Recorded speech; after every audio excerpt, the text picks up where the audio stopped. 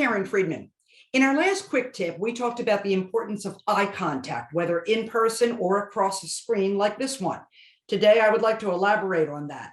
So on screen, it's important to try not to look at all of the other people in all of the little boxes on the screen.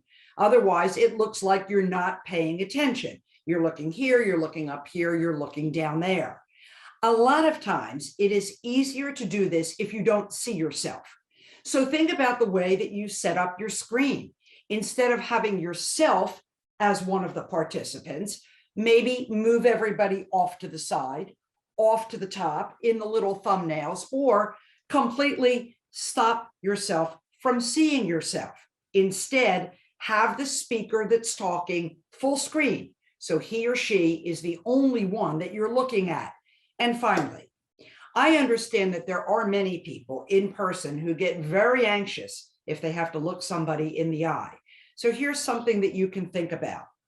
Try looking at somebody right here, forehead, in the middle of their eyes. It will look like you are looking directly at them, and nobody will know that you're cheating just a little, except you.